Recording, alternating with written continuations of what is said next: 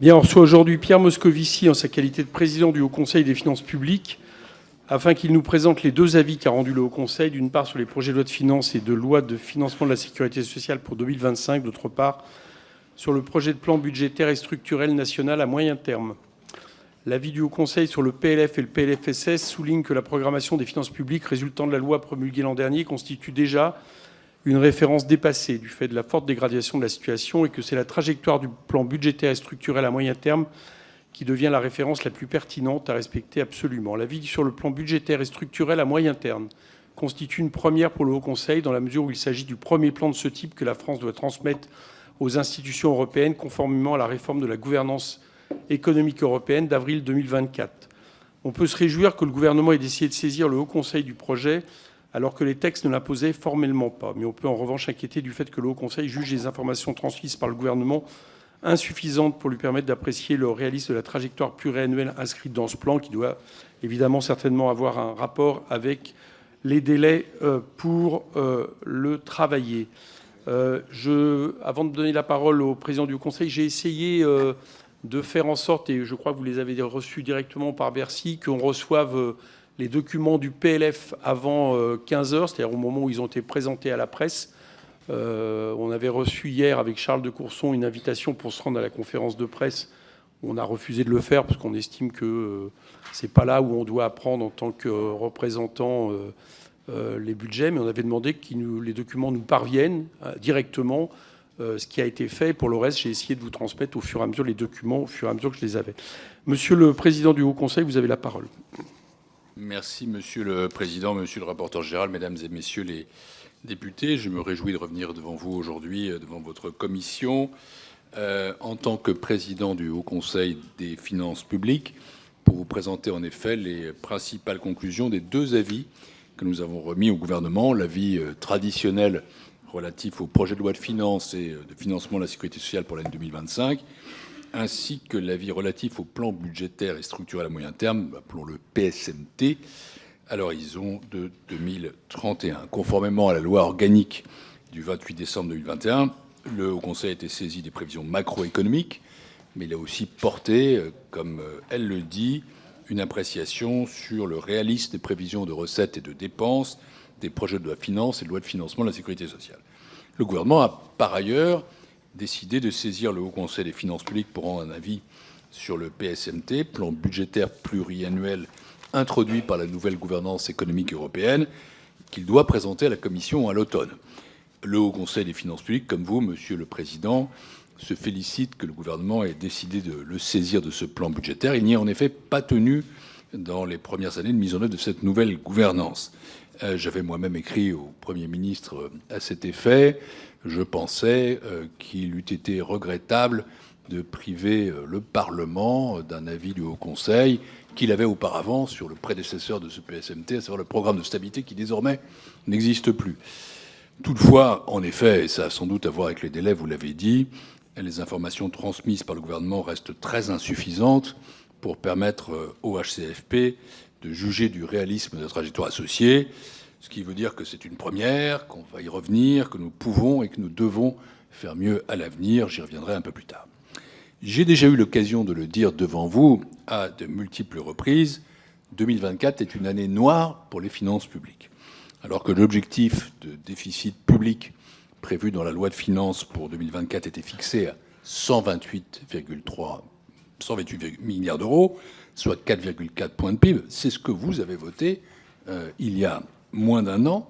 Il a été relevé dans le programme de stabilité en avril à 5,1 points de PIB et il est désormais prévu que l'exercice 2024 se termine avec un déficit de près de 180 milliards d'euros, soit 6,1 points de PIB. Donc entre ce que vous avez voté et ce qui sera en principe réalisé, il y a 1,7 point de PIB et 52 milliards d'euros. Je crois qu'on peut dire que c'est absolument considérable et totalement inédit. C'est d'autant plus inédit que nous ne sommes pas dans une période de crise. C'est plus qu'inhabituel et c'est à la vérité assez inquiétant.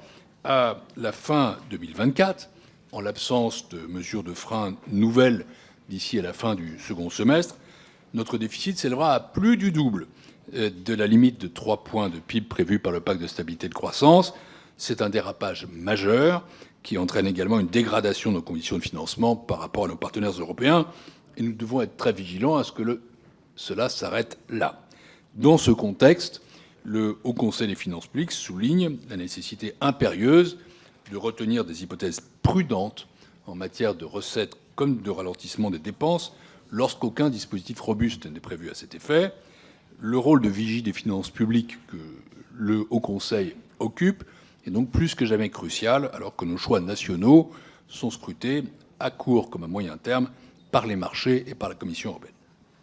Je rappelle aussi que l'année 2024 a été marquée par l'ouverture en juillet dernier d'une procédure pour déficit excessif à l'encontre de la France.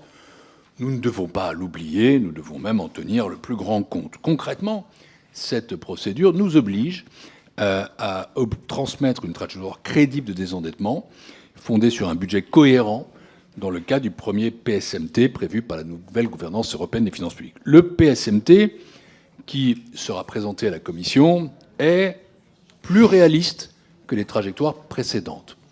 Je suis venu 2 fois devant vous l'année dernière, enfin depuis l'automne dernier, une fois pour vous parler de la loi de programmation de finances publiques, une autre fois pour vous parler du programme de stabilité, et à chaque fois, je suis venu vous expliquer que les trajectoires qu'on vous proposait n'étaient pas crédibles, puis qu'elles étaient caduques, et enfin qu'elles n'étaient pas cohérentes.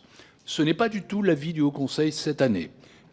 Et donc, oui, nous considérons qu'il y a un effort de réalisme, puisque le PSMT établit désormais l'objectif de ramener le déficit public sous 3 points de PIB, non pas en 2027, comme ce n'était déjà plus possible et plus visible au printemps, mais à l'horizon 29.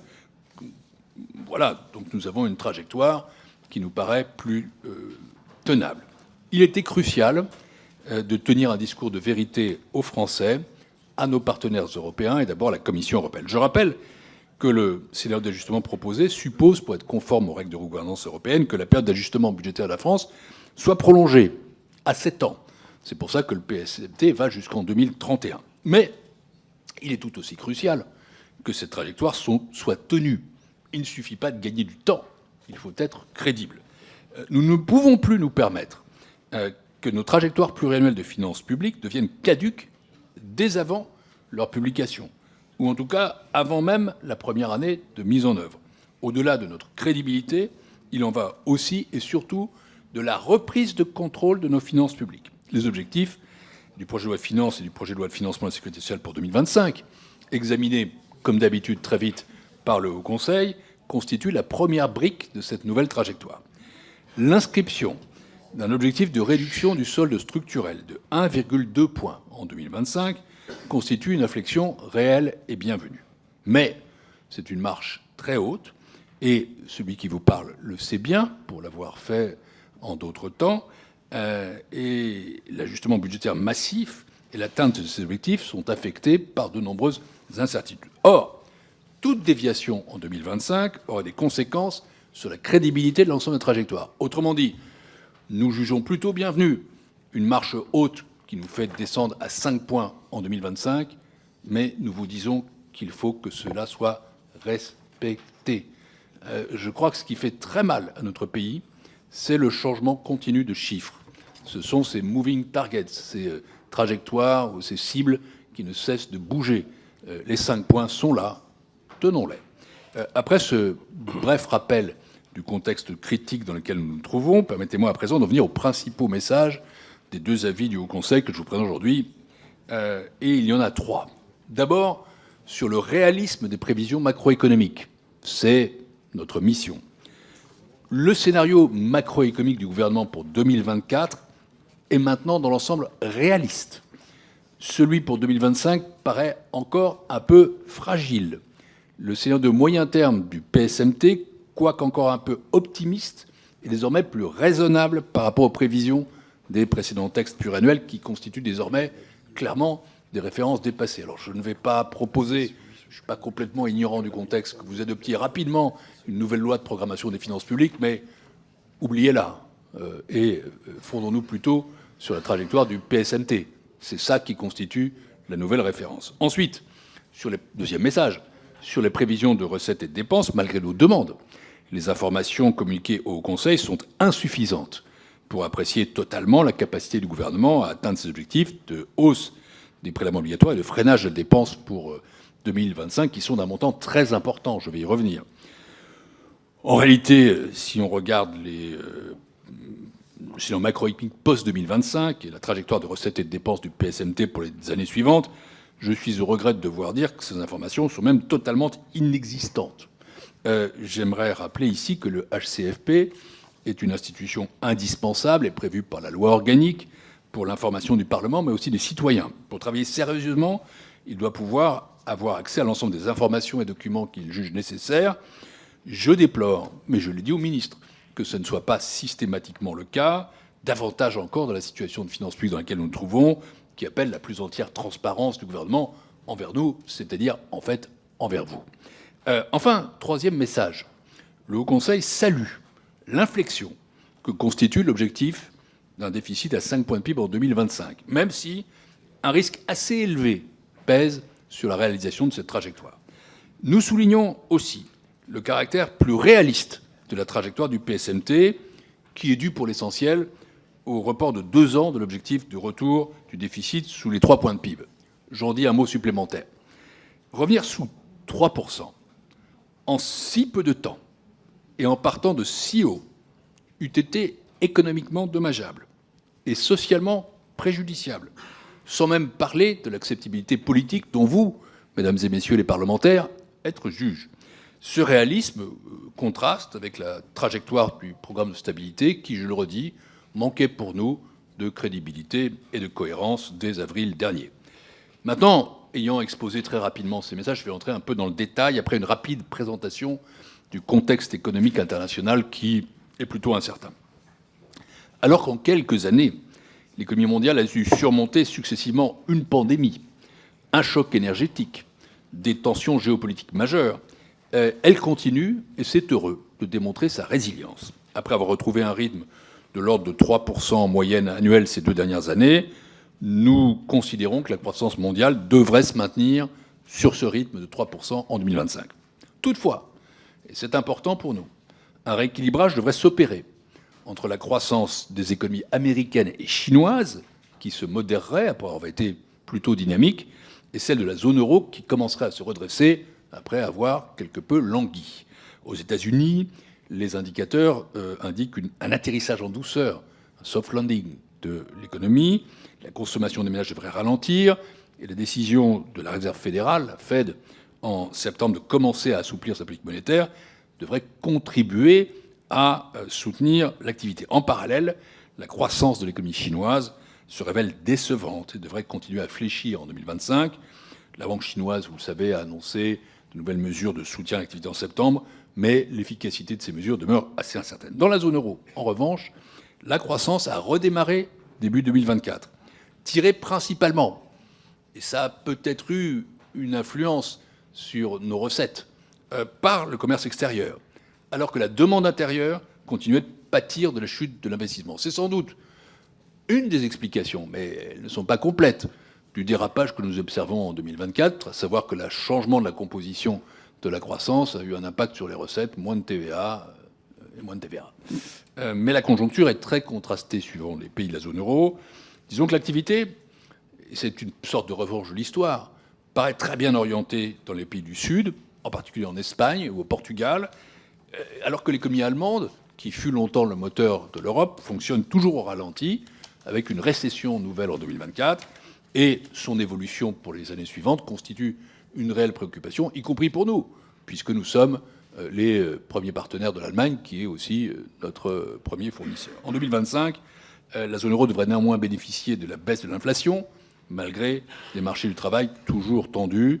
Les hausses de salaires réels et les gains de pouvoir d'achat du revenu devraient alimenter un rebond bienvenu de la consommation des ménages. On l'attend pour 2025. Enfin, l'activité devrait bénéficier d'une politique monétaire désormais plus accommodante, puisque la BCE a amorcé au printemps un cycle de baisse des taux qui s'est déjà traduit par une diminution de 50 points de base du taux d'intérêt de la facilité de dépôt. Et cet assouplissement, le gouverneur de la Banque de France l'a dit hier, devrait continuer à se poursuivre. Mais néanmoins, si c'est plutôt plus optimiste pour la zone euro, les incertitudes sur la conjoncture internationale demeurent élevées. Tensions géopolitiques, quelle politique économique suivie aux États-Unis après l'élection de novembre, et notamment le risque éventuel d'un retour au protectionnisme, alors plus ou moins élevé selon les différents candidats, problème de démantèlement du système commercial multilatéral, incertitudes allemandes, désinflation plus rapide que prévu aux États-Unis en zone euro. Tout ça doit être pris en compte. Cela étant dit, j'en viens maintenant aux observations du Haut Conseil sur les prévisions macroéconomiques du gouvernement pour la France qui ont évidemment un impact sur les finances publiques. J'évoquerai ici nos conclusions pour 2025, mais aussi celles sur les années suivantes qui sont incluses dans le PSMT. Dans le contexte international que je viens d'évoquer, le Haut Conseil considère que le scénario macroéconomique du gouvernement pour 2024 est dans l'ensemble réaliste et que celui pour 2025 présente des éléments de fragilité. Il n'est pas infaisable, mais il est vulnérable. Le gouvernement prévoit désormais une croissance du PIB de 1,1% en croissance annuelle en 2024, comparable à la prévision moyenne du consensus des économistes relevée par ce qu'on appelle le consensus forecast. L'activité a progressé modérément au premier semestre 2024, tirée essentiellement par le commerce extérieur et par la demande publique. À l'inverse, la consommation des ménages est demeurée singulièrement atone. À la mi-année, l'acquis de croissance se situe à 0,9 points. La prévision du gouvernement d'une croissance de 1,1% moyenne annuelle en 2024 ne nécessite donc qu'une faible croissance trimestrielle au cours du second semestre. Et d'après les infos que nous avons, ça semble tout à fait atteignable. Donc 2024, réaliste. Pour 2025, ça nous apparaît, vous savez que nous avons toute une typologie élevée, un peu élevée, optimiste. Voilà. Nous disons un peu élevé. Et un peu élevé en français, ça veut dire que c'est un peu élevé, à savoir que ça n'est pas inatteignable, mais qu'il y a quand même des risques que ce soit un peu moindre. Et ce n'est pas sans impact sur nos recettes, bien sûr.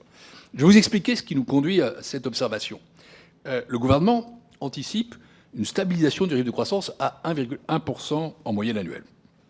Et dans l'absolu, je le redis, ce n'est pas inatteignable parce que c'est d'ailleurs le consensus forecast. Alors vous me dites pourquoi est-ce que vous pensez que c'est un peu élevé ?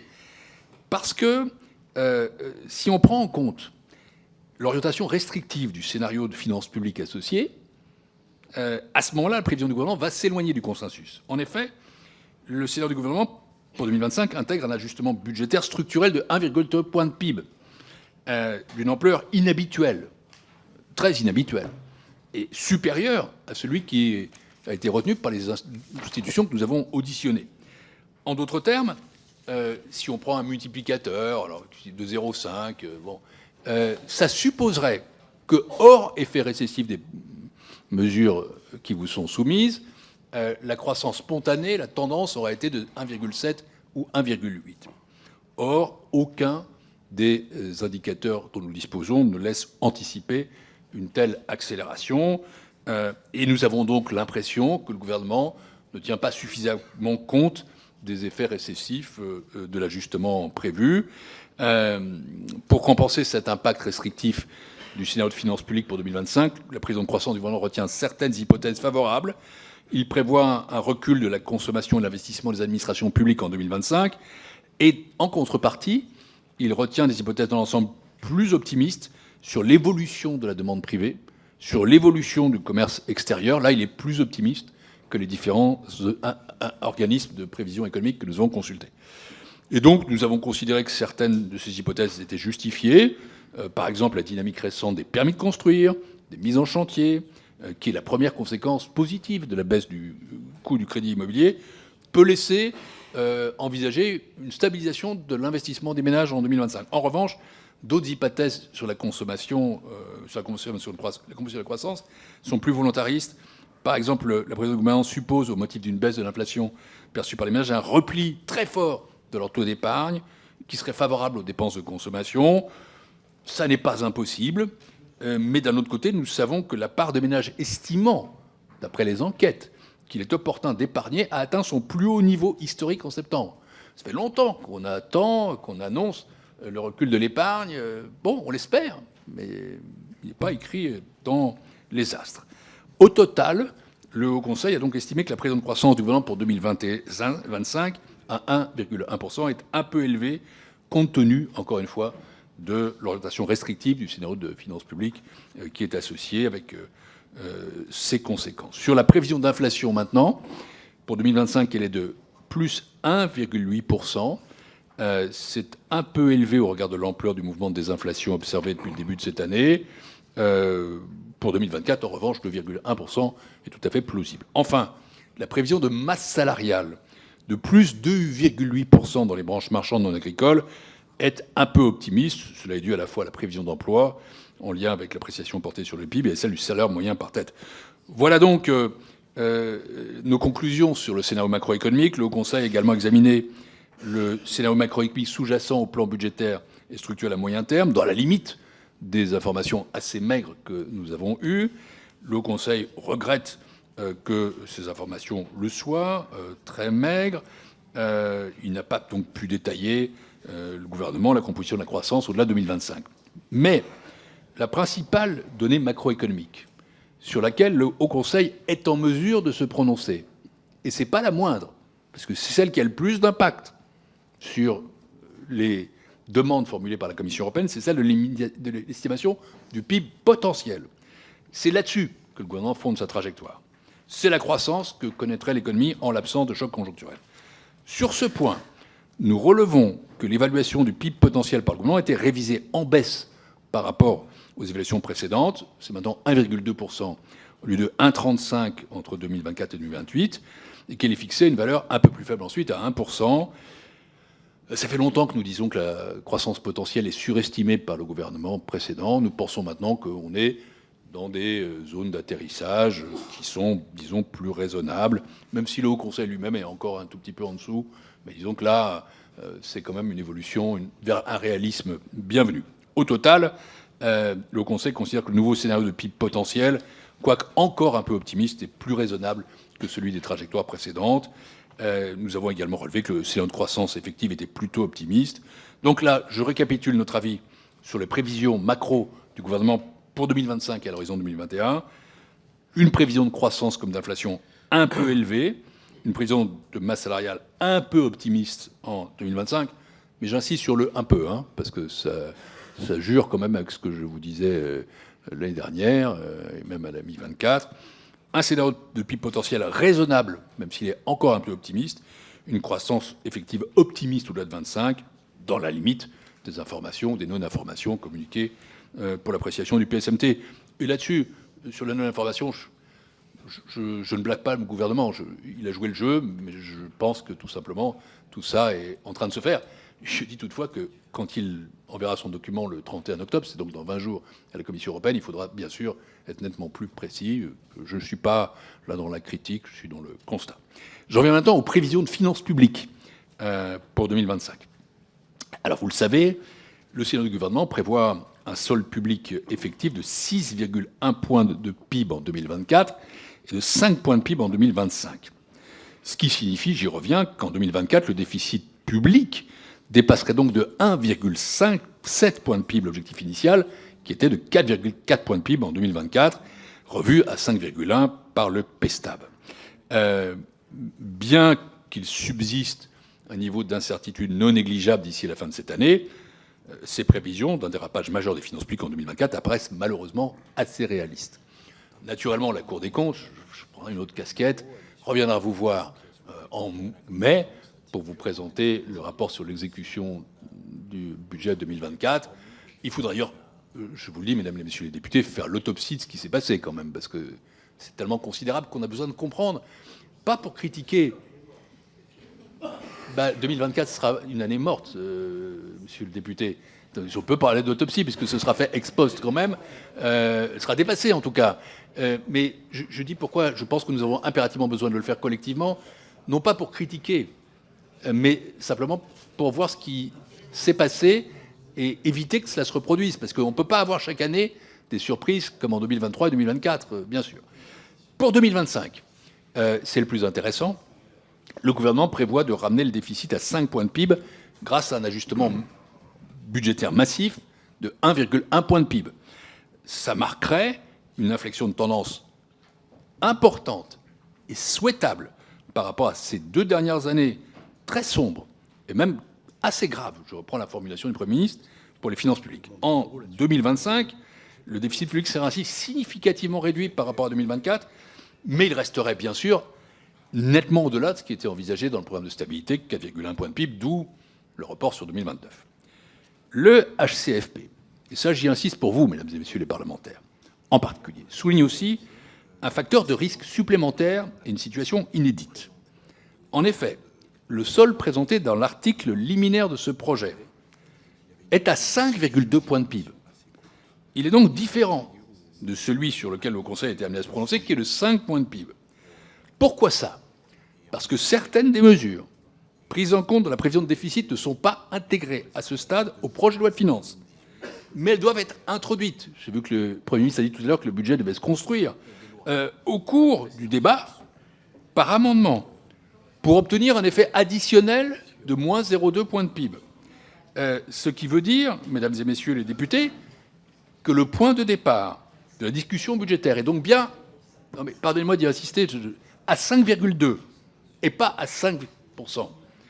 Ce qui veut dire que l'objectif de 5 points de PIB, de déficit, dépend donc de l'adoption par votre Assemblée et l'autre Assemblée de tels amendements. C'est un hiatus qu'il nous fallait souligner et qui devra être réduit, sauf à perdurer, par définition, pardon de la palissade, ce qui veut dire qu'on ne serait pas à 5, mais à 5,2 au moins.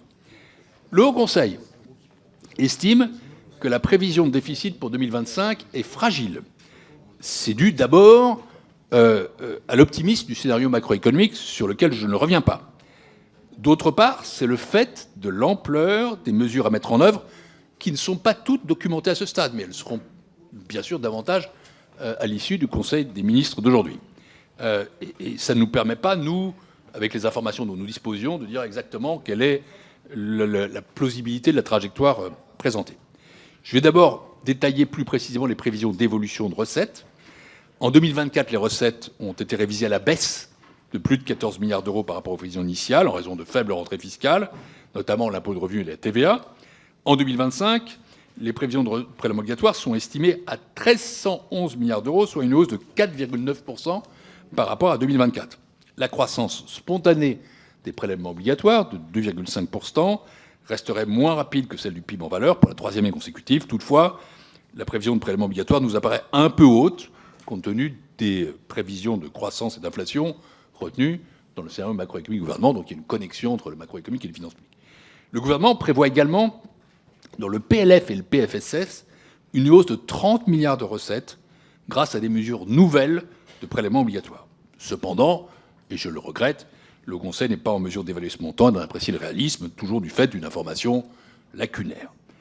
À titre d'exemple, le détail de la baisse des allégements généraux de cotisation ou du mécanisme d'imposition minimale pour les particuliers prévu par le PLF n'était pas documenté au moment où nous avons été consultés. J'en viens à présent à l'analyse de l'évolution des dépenses publiques prévues dans le PLF et le PLFSS. Comme j'ai déjà eu l'occasion de le dire et de le regretter devant cette Assemblée, l'objectif de maîtrise de la dépense publique pour 2024 ne sera pas atteint en l'absence d'activation de mesures de frein plus efficaces au second semestre. Et donc, j'y reviens, l'année noire sera l'année 24 serait l'année noire pour les finances publiques. Hors dépenses exceptionnelles et charges de la dette, les dépenses déflatées augmenteraient de 2,6% en volume, soit nettement plus fortement que la hausse de 0,5% en 2023, ce qui signifie que la fin du quoi qu'il en coûte ne s'est jamais produite en réalité jusqu'à présent, puisque la dépense a continué à augmenter. Ça constituerait une dégradation de 20,4 milliards d'euros par rapport à la cible en dépenses du programme de stabilité, qui s'explique pour la moitié par le dynamisme des dépenses des collectivités territoriales, en fonctionnement comme en investissement, et pour l'autre moitié par les dépenses de l'État. Quant aux dépenses de l'administration sociale, elles sont restées plutôt proches des prévisions initiales. Au total, les dépenses publiques, hors crédit d'impôt, atteindraient 56,8 points de PIB, soit un niveau supérieur de 3 points à ce qu'il était en 2019, avant la crise sanitaire. Donc, on a ce phénomène classique en France, on a une crise et puis après, on revient un petit peu plus bas que le maximum, mais avec toujours un effet de cliquet. 56,8, c'est 9 points de plus que la moyenne de la zone euro, il faut le dire. Nous n'avons pas donc d'autre choix que de placer notre endettement et nos déficits sur une trajectoire baissière, via notamment des économies. Pour ça, il est indispensable que les mesures en dépenses prévues par le gouvernement soient documentées et effectivement mises en œuvre. Et nous avons sans cesse mis en alerte là-dessus. Les modalités de ces moindres dépenses restent à ce jour peu définies. Et ça, quel que soit le champ d'administration publique concerné. C'est le cas des 20 milliards d'euros d'économies en dépenses de l'État ou des 4,9 milliards d'efforts de limitation de la progression de l'Ondam. C'est aussi le cas des mécanismes de résilience qui permettraient, selon le PLF, de contenir la hausse de dépenses de fonctionnement des collectivités à 0,2 points en volume par rapport à 2024. Si l'ensemble de ces économies était réalisé, la hausse des dépenses en volume, hors dépenses exceptionnelles et hors charge de la dette, serait contenue à 0,2 points après la forte progression de 2024 et ramenée à un niveau inférieur à 2023. Et à ce moment-là, le poids des dépenses publiques diminuerait pour atteindre 56,3 points de PIB. Mais ça resterait encore 2,5 points supérieur à ce que c'était avant la crise sanitaire. Ce qui veut dire au passage que quand on va parler d'austérité, quand on a 56,3 points de dépenses publiques dans le PIB, on peut quand même estimer qu'on est encore bien charpenté de ce point de vue-là. Cette cible de dépenses pour 2025 est toutefois très ambitieuse et son atteinte est conditionnée à la mise en œuvre rapide de mesures d'économie qui seront difficiles. Il faut être lucide et, sauf à clarifier les modalités de ces mesures dans les meilleurs délais, le risque serait de couper dans les dépenses publiques brutalement, de manière non ciblée et peu intelligente. Et je tiens ici à rappeler un point de vigilance majeur pour nous, à savoir que pour être socialement acceptable, pour être durable du point de vue des finances publiques, pour ne pas porter atteinte à la croissance ni à notre modèle social, les diminutions de dépenses publiques doivent être fondées sur un unique prisme qui est l'évaluation préalable de leur qualité. Or là, l'urgence et la qualité peuvent être contradictoires. Permettez-moi à présent de vous livrer l'analyse du Haut Conseil sur le solde structurel présenté par le gouvernement. Le solde structurel présenté par le gouvernement s'élève à 4,5 points de PIB en 2025, après 5,7 en 2024. C'est un ajustement structurel de 1,2 points. Cet ajustement serait conforme aux exigences de la procédure pour déficit excessif, qui demande une amélioration du solde structurel d'au moins 0,5 points de PIB par an. Parvenir à cet ajustement structurel supposerait en réalité de réaliser un effort structurel plus élevé, de 1,4 point de PIB au total, soit 42 milliards d'euros, pour compenser l'impact négatif de la croissance spontanée des prélèvements obligatoires inférieure à celle du PIB. Pour nous, cet effort, ça a malheureusement déjà été commenté puisque cet avis un peu fuité, reposerait à 70% sur des hausses de prélèvements obligatoires, 30 milliards d'euros, et à 30% sur les dépenses, 12 milliards d'euros. 1 point de PIB pour les prélèvements obligatoires, 0,4 point de PIB pour les dépenses. Bien sûr, je vois tout de suite le commentaire qui est que ces proportions sont à l'opposé de celles retenues par le gouvernement. Je veux dire ici que c'est une différence et pas un différent. C'est important de le dire, et je ne joue pas sur les mots, puisque le gouvernement se fonde sur autre chose. Le gouvernement se fonde sur un raisonnement tendanciel. Il estime que l'effort de consolidation budgétaire de 60 milliards, se décomposant en 40 milliards d'euros de réduction de dépenses et 20 milliards d'euros de hausse des prélèvements obligatoires, représente les économies de dépenses par rapport à une évolution tendancielle de 2,8%, qui est énorme, et qui apparaît en tout état de cause nettement supérieure et à la croissance potentielle et à la croissance effective. Autrement dit, il postule qu'on aurait vu la suite de l'évolution catastrophique de 2023 et 2024. Nous ne sommes pas en mesure de l'apprécier, mais cette dérive, elle a quelque chose de conventionnel. Et du fait de ce choix méthodologique, l'effort en dépenses affiché par le gouvernement est de 1,3 point de PIB, mais il ne réduirait le poids des dépenses dans le PIB que de 0,4 point de PIB en structurel.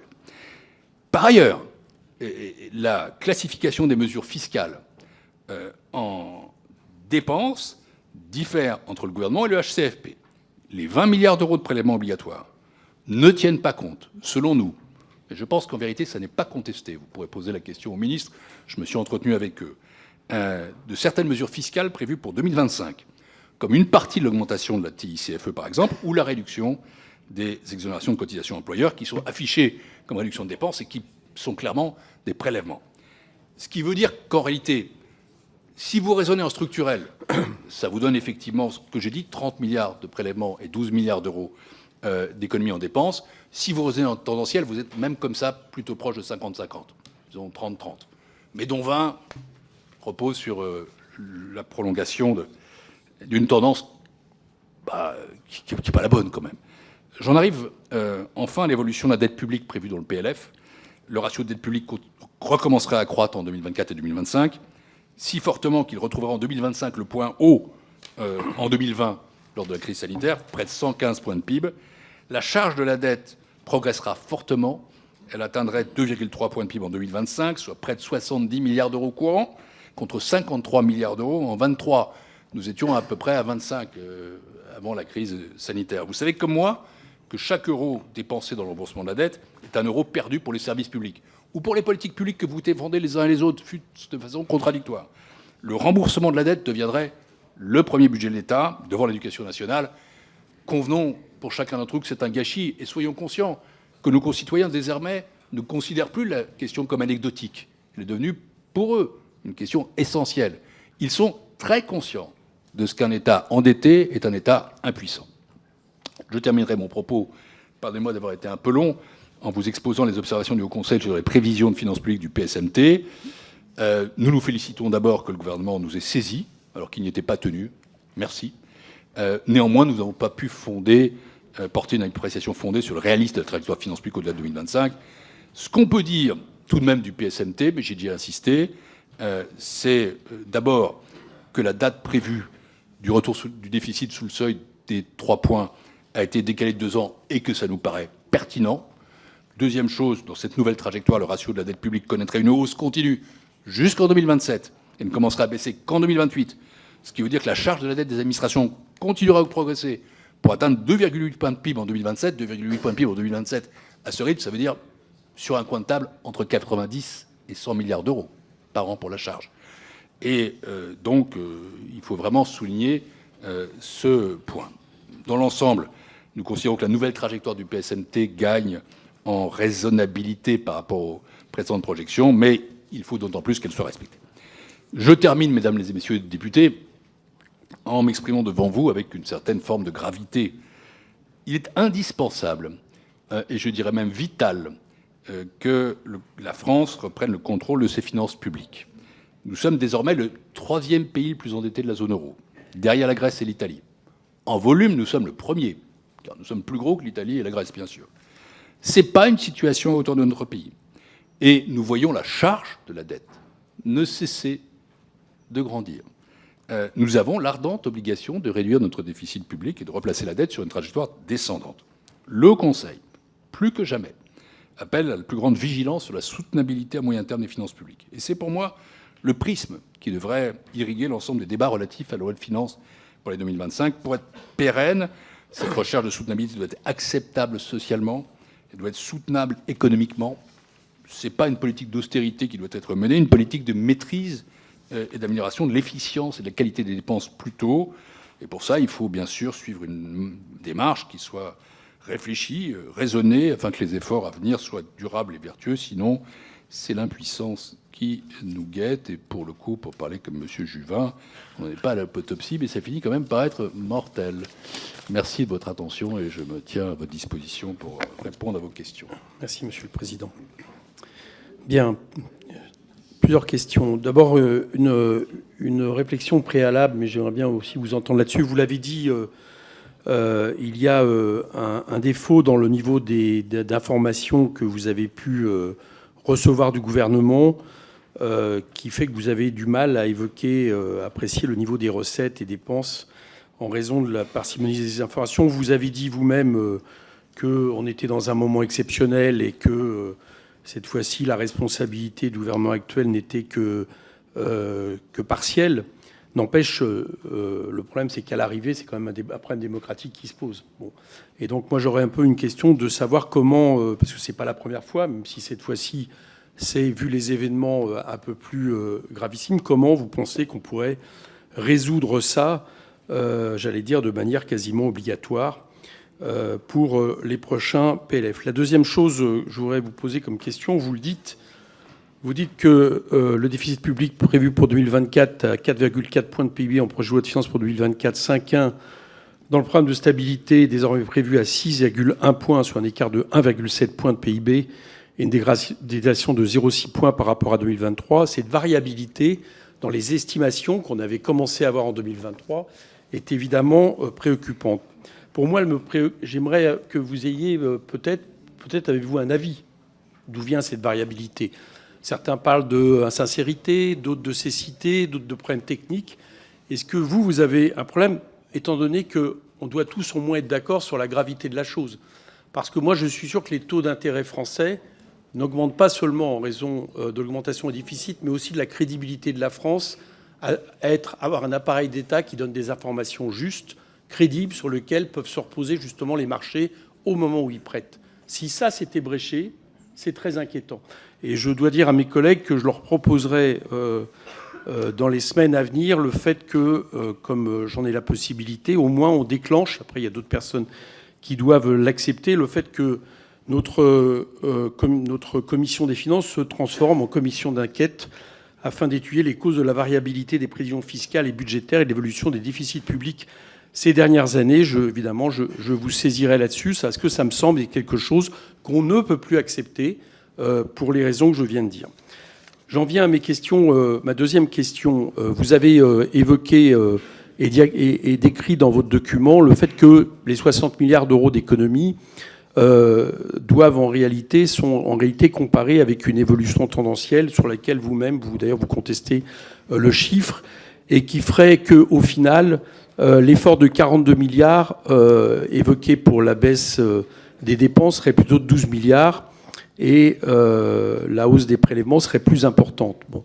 Moi, j'ai une question à vous poser là-dessus. Je vois bien la chose, mais est-ce qu'au final, ce chiffre de l'évolution tendancielle qu'on a peu utilisé jusqu'à maintenant n'est pas finalement le meilleur critère qui soit, puisque ça nous permet de comparer le budget, non pas seulement par rapport à l'inflation, mais aussi à la façon dont on répond aux besoins des Français de la manière égale par rapport à un budget précédent. Autrement dit, ça tient compte de l'augmentation de la population, vieillissement. Donc est-ce que finalement, c'est pas un bon point de comparaison pour juger? Mais dans le même temps, de toute façon, en dehors de ça, vous le dites aussi sur le budget de l'État en tout cas, vous dites vous-même que c'est un effort de 1,2 point de PIB, que c'est d'une ampleur inédite, qui fait que là, par contre, même si on ne tient pas compte de l'évolution tendancielle, c'est une baisse de facto par rapport au budget et l'inflation. Et donc, par rapport aussi aux résultats que nous avons reçus tout à l'heure, est-ce que c'est quelque chose qui vous inquiète ou pas dans les répercussions que ça peut avoir, notamment sur plusieurs ministères qui seront fortement impactés? Deuxièmement, y compris d'ailleurs votre avis, vous le précisez, ces mesures ont un réel effet sur l'activité, ce qu'on appelle un effet récessif éventuel. Est-ce que là-dessus, vous avez tenu compte des conséquences plus larges, des effets négatifs durables sur le cadre économique qu'aura une telle politique sur l'activité des prochaines années? Est-ce que vous avez une réflexion là-dessus? On parle éventuellement la surestimation des dépenses, mais votre document ne dit rien, ou en tout cas c'est une interrogation, sur peut-être la surestimation des recettes. Bon. Alors pourquoi j'ai une interrogation? Parce que l'an dernier, on nous a parlé d'une taxation des énergéticiens qui était à 12 milliards et qui s'est finalement, 14 milliards, qui s'est finalement révélée à quelques centaines de millions d'euros. Alors est-ce que dans les documents qui vous ont été transmis, vous avez éventuellement perçu pareil risque? Bon, je vois que notamment déjà on met le report d'une année de la réduction de la CVAE, comme les hausses des recettes. Moi, on peut dire c'est que ça peut quand même être discutable, ainsi que le reversement de 2 milliards d'euros par EDF. Là, j'ai peut-être déjà ces interrogations, mais est-ce qu'il y a d'autres choses que vous avez vues à ce sujet-là? Voilà, pour ma part, les questions. J'avais juste une dernière réflexion, mais vous savez qu'on a souvent ce débat. Je pense que la dette et la charge de la dette, c'est pas anecdotique, vous avez raison, mais la question, c'est peut-être la dette, c'est pas et la charge de la dette correspond à un moment donné de l'argent qui n'a pas été mis par la fenêtre. Bon, et donc je continue à penser que la question, c'est plutôt qu'est-ce qu'on fait de la dette? Et effectivement, quand ça sert avant tout à faire en sorte que les 62 milliards de recettes en moins que vous avez vous-même évoqués lors de vos dernières auditions desservent l'État et quelque part affaiblissent, augmentent les déficits, je crois que c'est peut-être aussi de ce côté-là que là, on peut parler d'une mauvaise dette. Voilà, si vous pouvez me répondre, non pas à cette dernière réflexion, mais aux autres questions en tout cas. Oui, Monsieur le Président. Bon, d'abord, sur les informations, moi, je fais quand même largement la part des circonstances. Que j'ai pas besoin de vous ramener ici. Une dissolution, un gouvernement qui a longtemps été en affaires provisoires, un Premier ministre nommé plus tardivement que prévu, d'un mois, un gouvernement nommé encore un peu plus tard, 15 jours après. Bon, le gouvernement, le Premier ministre l'a dit, a été élaboré dans des conditions particulières et très rapides. Cela dit, je ne peux pas me satisfaire entièrement de cela. C'est pour ça que nous soulignons, y compris d'ailleurs, que certaines informations, mais je l'ai dit au ministre de l'économie et des finances, que nous avions demandé, ne nous ont pas été transmises. Et à l'avenir, il faudra tout simplement que les droits qui sont évoqués par la loi organique pour le Haut Conseil d'avoir accès aux informations qu'il demande soient respectés par le gouvernement. C'est pas plus compliqué que ça, mais c'est pas toujours facile à obtenir. Pour la variabilité, je partage totalement votre sentiment. Je pense qu'une des raisons qui fait qu'on doute de nous, c'est que nous ne cessons de donner des chiffres, je l'ai dit moi-même dans l'exposé, qui bougent au fil du temps. Et donc, à partir du moment où on prend une cible, il faut la respecter et s'en donner les moyens. Et notamment quand le PSMT aura été complété, la Commission européenne, je le sais d'expérience, jugera sur à la fois la trajectoire, mais aussi sur les mesures mises en face pour la remplir. Pour ce qui est des 60 milliards, je n'ai pas contesté le tendanciel. Je dis que le tendanciel, nous ne sommes pas en mesure de l'apprécier. C'est-à-dire qu'il y a quelque chose qui est en partie conventionnel. C'est-à-dire on se dit, bon, si on n'avait rien fait, on aurait été à 6, 8, 7%. C'était la note du Trésor qui a été diffusée.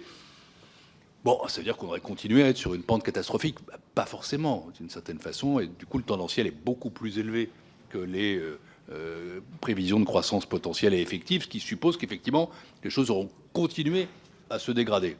Alors, à partir de ce moment-là, il y a sans doute des éléments qui vont dans le sens de ce raisonnement. Il y en a d'autres qui vont dans l'autre sens. C'est pour ça que j'ai souligné que ce n'était pas indifférent, mais une différence. Mais pour ce qui est du Conseil, il doit réfléchir en structurel. Et de facto, de quelque façon qu'on s'y prenne, la contribution en dépenses et en recettes est de 70-30 du côté des recettes et pas de l'autre sens. Par ailleurs, les différences de classification que j'ai évoquées, que vous avez confirmées pour ce qui vous concerne, on peut d'ailleurs faire un exercice plus détaillé, vous aurez à le faire, pousse à dire que même en tendanciel, on ne serait pas en fait aux 2 tiers, 1 tiers, mais plutôt à 50-50. Pour ce qui est des effets négatifs, à peu près, puisqu'on va reclasser à 30 milliards, et même à 60, ça fait 50-50. Je raisonne un peu en coin de table. Pour ce qui est des effets négatifs de la croissance, nous ne les estimons pas. Vous savez qu'il y a des multiplicateurs, donc si on se base sur l'idée qu'on a un effet de freinage de 1,2, si le multiplicateur est à 0,5, ce qui est parfois évoqué, nous arrivons à quelques 0,6 de croissance. Pour la surestimation, ce n'est pas un mot que nous utilisons, mais nous disons qu'en effet, les prévisions de recettes et de dépenses sont élevées. Elles sont surestimées, mais elles sont assez hautes. Enfin, sur la dette, nous avons, c'est vrai, une divergence d'appréciation que je suis obligé de confirmer. Vous n'avez peut-être pas tort sur à quoi sert cet argent, mais je n'ai pas tort non plus de constater que quand nous remboursons 70, après 53, après 25 et avant 90 milliards d'euros par an, pour définir des programmes d'action intelligents pour la suite et d'investissement dans l'avenir, évidemment, notre marge de manœuvre se trouve considérablement réduite, surtout si nous ne faisons pas l'effort de réduire la dette et si nous observons par ailleurs un renchérissement du coût de notre dette. Parce que je rappelle que tout ça se finance quand même sur des marchés sur lesquels nous émettons quelques 315 milliards d'euros. Merci, monsieur le rapporteur général. Monsieur le président du Haut Conseil, merci pour vos 2 avis sur le PB SMT d'une part, et puis les projets de loi de finances initiales et projets de loi de financement de la sécurité sociale. J'ai une série de 7 questions à vous poser. Première question, la prévision de croissance du gouvernement pour 2025 vous paraît un peu élevée, notamment en raison de l'effet récessif des mesures, hausse des prélèvements obligatoires et baisse des dépenses publiques, dont vous déplorez par ailleurs le caractère peu documenté. Vous serait-il possible de quantifier, au moins sous la forme d'un ordre de grandeur, ce possible effet récessif?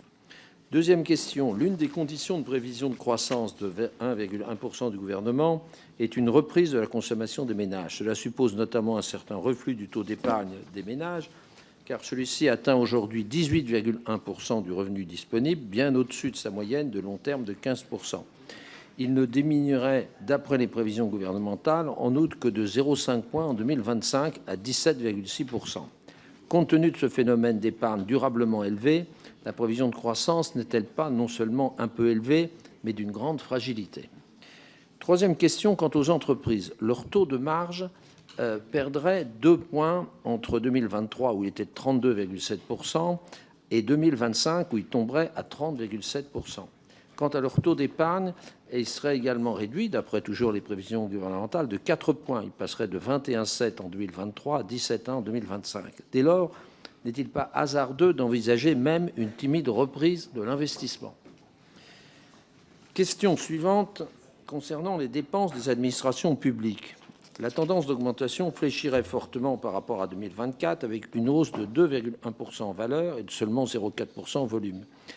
Vous relevez, dans votre avis, que cette cible d'évolution des dépenses est, je cite, particulièrement ambitieuse. Quel crédit accordez-vous aux prévisions d'économie sur le budget de l'État d'un montant de 20,3 milliards d'euros pour 2025, sachant que leur détail ne vous a pas été précisé par le gouvernement? Question suivante. S'agissant du champ des administrations de sécurité sociale, l'augmentation de l'ONDAM serait contenue à 2,8% par rapport à 2024. Cela suppose des économies importantes de l'ordre de 3,8 milliards d'euros. Quelles seraient les conséquences de cet effort sur les hôpitaux publics et privés et les cliniques privées, alors que leur déficit de fonctionnement devrait atteindre plus de 2 milliards d'euros pour les seuls hôpitaux publics? Avant-dernière question. Enfin, le niveau d'endettement public devrait croître, d'après les prévisions, fortement en 2024 et en 2025 de 3 points de PIB et de 1,8 point de PIB respectivement. La tendance haussière se poursuivrait jusqu'en 2027, année où il atteindrait 116,5% du PIB. La hausse de la charge de la dette, qui selon le gouvernement devrait passer de 1,9 point de PIB en 2023 à 2,8 en 2027 et 3,5 du PIB en 2031, s'appuie sur une hypothèse de hausse des taux longs d'intérêt qui passerait de 3% en 2023 à 3,8% à l'horizon 2027. Cette estimation de l'évolution des taux et du coût de la dette publique vous paraît-elle réaliste? Avez-vous pu accéder aux hypothèses économiques sous-tendant ces prévisions? Dernière question. Vous relevez enfin que la prévision d'une baisse de 0,9% en volume des dépenses de fonctionnement des administrations publiques locales, soit de 0,9% d'augmentation en valeur, est particulièrement fragile. Pouvez-vous nous préciser les motifs de cet avis? Merci, Monsieur le Président. Alors, en réalité, Monsieur le rapporteur général, il me semble qu'il y a pas mal de réponses qui sont contenues dans vos questions, ce qui va me faciliter la tâche. Pour ce qui est d'abord de l'effet récessif, je reviens à ce que je disais tout à l'heure. Disons que sur la base du multiplicateur retenu par le gouvernement lui-même, l'effet dépressif budgétaire serait de quelques 0,5 points. Ce qui fait que, ou 0,6, si c'est à 0,5 par rapport à 1,2, ce qui veut dire que l'effort ou l'effet de la croissance spontanée hors effet récessif serait à la base de 1,7%. Ce n'est pas ce que disent les chiffres. Alors, nous ne disons pas pour autant qu'il est impossible de faire 1,1, mais il faudrait du coup que la croissance spontanée augmente et que l'effet récessif soit moindre. Ce n'est pas impossible, mais ce n'est pas un raisonnement de base. Et à partir de ce moment-là, c'est pour ça que je disais que les choses sont un peu contenues dans vos questions. Nous disons nous-mêmes de manière assez nette que, en effet, la reprise de l'investissement nous paraît un peu haute, que la reprise de la consommation nous paraît un peu haute, que la décrue de l'épargne nous paraît relativement élevée, que pour ce qui concerne les économies État, nous n'avons pas eu les informations sur leur répartition, donc il est difficile d'en apprécier complètement le réalisme. Pour ce qui concerne le champ des administrations de sécurité sociale, ça supposerait selon nous des économies en dépenses de 4,9 milliards par rapport à une tendancielle estimée à 4,7%. Notamment grâce à des mesures qui ne sont pas spécifiées sur le champ des établissements et des professionnels en ville et un transfert de la charge vers les assurés et les mutuelles. Donc il n'y a pas forcément d'impact sur les hôpitaux ou de lien, mais ce n'est pas inatteignable de faire 4,9 milliards sur l'ONDAM. Il faudra simplement que vous posiez au gouvernement les questions qui conviennent pour savoir ce qu'il envisage très exactement. Pour ce qui est de l'évaluation des nouvelles en prélèvement obligatoire, nous disons qu'elles sont un peu élevées. Nous n'avons pas d'informations suffisantes sur l'ensemble des mesures. Il est possible d'évaluer le montant de la surtaxe sur les grandes entreprises. Il y a pour ça le précédent de 2017. Une surtaxe équivalente avait rapporté 5 milliards d'euros. Compte tenu de la hausse du bénéfice d'entreprise constatée depuis 2017, 8 milliards ne nous paraît pas non crédible. De même, la hausse de 4 points des cotisations vieillesse de la CNRACL est aisée à évaluer. Elle devrait bien rapporter 2,3 milliards d'euros. En revanche, nous ne pouvons pas évaluer d'autres mesures importantes, comme la refonte des allègements généraux, la taxe sur les très hauts revenus, faute d'informations suffisantes sur les mécanismes envisagés. Pour les hypothèses de taux d'intérêt, il n'y a pas d'explication précise donnée par le gouvernement, pas beaucoup d'informations. C'est peut-être élevé, mais il est difficile pour nous d'être plus précis. De toute façon, ça repose quand même sur un chemin qui demandera à être confirmé et dont la première étape pour 2025 reste à dessiner. Pour ce qui est des collectivités locales, oui, excusez-moi, j'ai répondu tout à l'heure, oui, ça revient effectivement à... les mécanismes de résilience ne sont pas spécifiés, donc ils devront par définition être prévus. Ce que je veux dire quand même, je me reporte à une observation que nous avions faite l'an dernier, au moment de à la fois le PLF, la LPFP et le programme de stabilité. Nous soulignons que déjà à l'époque, on envisageait une baisse en volume des dépenses des collectivités locales. On constate au contraire une hausse très importante. Si on n'est pas capable de définir de manière précise des mesures de résilience, alors ces chiffres sont eux aussi conventionnels et ne se réaliseront pas. Voilà, c'est aussi simple et brutal que ça. Merci. On va passer aux orateurs de groupe. Exceptionnellement, je vais commencer par le groupe Lyot avec Michel Castellani, en raison de la problématique de continuité territoriale qui l'oblige à prendre l'avion. Michel. Absolument. Les avions ne m'attendront pas. Bon, merci, Monsieur le Président. Monsieur le Président du Haut Conseil, dans ce plan budgétaire à moyen terme, l'objectif, comme vous le soulignez, serait d'obtenir un fléchissement de la dette et un déficit maîtrisé, ce qui n'est pas facile, surtout avec une croissance à 1,1 qui limite fortement les marges de manœuvre. Ce que je voudrais d'abord dire, c'est qu'avec le relèvement prévu des prélèvements obligatoires, la croissance ne sera au rendez-vous que si l'efficacité dynamique de la dépense publique augmente. Moi, je suis obligé de constater que depuis que je fréquente cette commission, il y a 7 ans, le PIB de la France a augmenté globalement de 480 milliards et l'endettement de 1000 milliards. Problème. Pour obtenir une trajectoire vertueuse, il va falloir faire jouer toute une série de paramètres. D'abord, l'amélioration du solde des échanges qui, pour l'instant, joue dans un sens récessif. Le maintien des taux d'intérêt à bas niveau, ça aussi, c'est un problème. Un soutien de la demande des ménages, ça a été dit par le rapporteur, ce qui suppose que les ménages vont puiser dans leur taux d'épargne. Un maintien aussi au niveau de l'investissement des entreprises, ce qui suppose aussi une conjoncture portante et un climat de confiance, les deux étant d'ailleurs liés.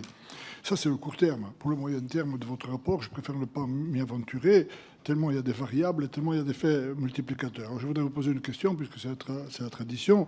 Je voudrais vous demander ce que vous inspire le fait que la croissance de la dette s'effectue à un rythme qui soit 2 fois supérieur, 2 fois plus rapide que la croissance du PIB. N'y voyez pas de piège dans la question, mais je sais que vous en avez vu d'autres de toute façon. Merci.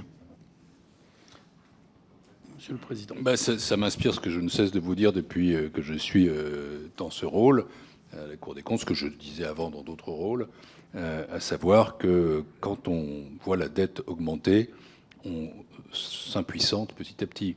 On commence par limiter ses marges de manœuvre et ensuite on se retrouve totalement paralysé. Par ailleurs, c'est aussi une perte de crédibilité, tant devant nos partenaires européens que devant les marchés, et ça finit par créer un effet tout à fait désagréable. On évoquait au début le fait que désormais nous nous trouvions à certaines échéances au-dessus de l'Espagne, de la Grèce, du Portugal. C'est pas là où nous étions il y a quelques années, et c'est tout de même un regard plutôt négatif jeté sur notre pays qui ne me réjouit pas.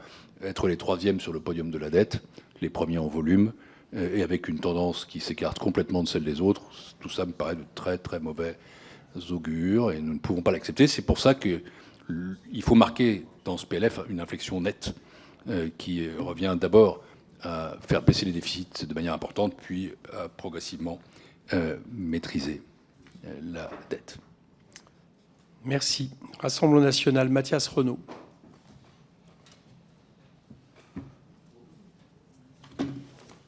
Micro. C'est bon, c'est bon. Alors, Monsieur le Premier Président, votre rapport sur ce budget est assez édifiant puisqu'il prend complètement à revers la communication du gouvernement. Le gouvernement nous dit que le budget présente un effort de 60 milliards d'euros. Le gouvernement dit que sur ces 60 milliards, il y a 20 milliards d'impôts et 40 milliards d'économies. Or, vous dites que les proportions sont inversées. Vous dites que l'effort porte à 70% sur des augmentations d'impôts et à 30% sur des économies. Alors, côté impôts supplémentaires, on vient de recevoir le PLF. Une grande partie relève de la fiscalité verte et de la fiscalité énergétique, donc taxes sur l'électricité, malus automobile, TVA sur les chaudières à gaz et autres verdissements de la fiscalité. Côté dépenses, c'est le grand flou. On a 15 milliards d'euros qui sont présentés comme des économies sur le budget de l'État, alors que ça n'est en réalité qu'une reconduction du budget 2024. Au total, dans le budget présenté, on a bien une augmentation des dépenses publiques de plus 2,1% en valeur. Alors, Monsieur le Premier Président, j'ai 3 questions précises. Premièrement, sur l'enveloppe prévue par les lettres plafond, on nous a dit tout l'été que la reconduction du budget 2024 présentait une économie relative de 10 milliards d'euros, en incluant l'inflation. Désormais, on nous dit que ça représenterait 15 milliards d'euros. Alors, quel est l'avis du Haut Conseil? Est-ce que c'est 10 milliards, 15 milliards ou pas d'économie du tout? Deuxième question porte sur la charge de la dette. Vous dites que ces charges représenteront 69 milliards en 2025, ce qui est évidemment énorme et en très forte augmentation, plus 9 milliards par rapport à l'année dernière, et ça a plus que doublé en 5 ans. La question est la suivante. Est-ce que ces 69 milliards ont été calculés sur une hypothèse de stabilité des taux d'intérêt en 2025? Et dernière question, est-ce que vous avez calculé ce que coûterait, toutes choses égales par ailleurs, une hausse de 100 points de base, donc une hausse de 1 point, des taux d'intérêt de la dette française en 2025? Je vous remercie. Bon, première chose, nous ne positionnons pas par rapport à la communication du gouvernement. Je précise que nous sommes là uniquement dans notre mandat. Le gouvernement raisonne en tendanciel, nous raisonnons en structurel, c'est ce que nous devons faire. Après, il y a les problèmes de classification recettes-dépenses. Je l'évoque mezzo voce avec le président de la Commission. Nous maintenons que pour ce qui nous concerne, nous pensons qu'on est bien à 30 milliards de prélèvements si on reclasse un certain nombre d'économies en dépenses qui sont pour nous des prélèvements obligatoires. Et de ce point de vue-là, effectivement, nous partons du tableau du gouvernement et nous reclassons. J'observe que ce n'est pas quelque chose qui a été très contesté en réalité dans les échanges que nous avons pu avoir avec le gouvernement. Il viendra peut-être devant vous expliquer pourquoi il dit les choses ainsi. Pour ce qui concerne les 15 milliards, sont justement les 0,2 points de PIB qui sont compris entre le 5 et le 5,2 dont vous aurez vous-même à débattre le moment venu et qui devrait vous être présenté par amendement. Enfin, pour ce qui concerne les 100 points de base, c'est un calcul qu'on peut faire, mais il est théorique. Nous n'en sommes pas là et nous ne devons pas en être là. Et si le budget est voté de manière rigoureuse, ça n'arrivera pas. Éric Woerth pour Ensemble pour la République. Merci, Monsieur le Président, Monsieur le Premier Président. Bon, on retient des choses positives et puis des interrogations dans les deux avis portant sur le programme d'ajustement à moyen terme et sur les projets de loi de finances et de financement de la sécurité sociale. Ce qu'on peut retenir en positif, d'abord, c'est que c'est une bonne initiative d'avoir anticipé la demande de l'Europe sur le plan stratégique de moyen terme. Je le pense aussi, même si évidemment les réformes qui sous-tendent ce projet, vous l'avez dit vous-même, ne sont pas clairement documentées. Mais c'est bien difficile de les documenter à ce stade. C'est vrai, 2024, c'est une année, vous l'avez qualifiée de noire, c'est vrai, c'est une année difficile. Non pas sur ce qui était prévu, mais sur la prévision réelle, sur ce qui se passe.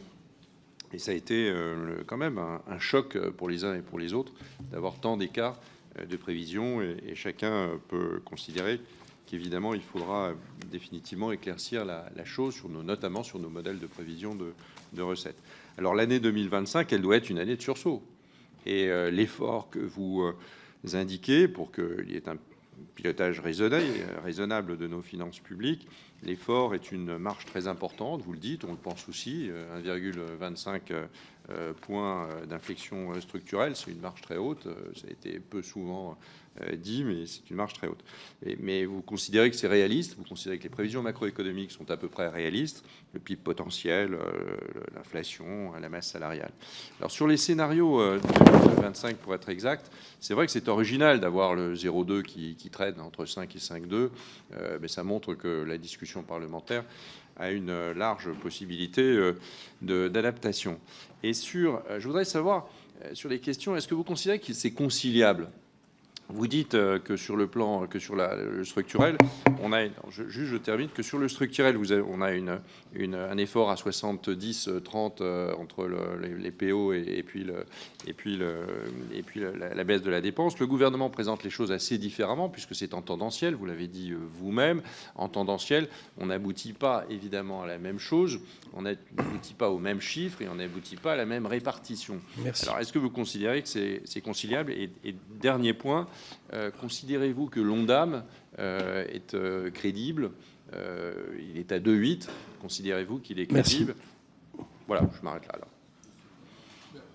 Vous avez bien fait, monsieur le député, de retenir qu'il y a des choses positives et des interrogations. Et parmi les choses positives sur le PSMT, 1, je suis très content qu'on nous ait fait faire cet exercice, et il faudra le reproduire.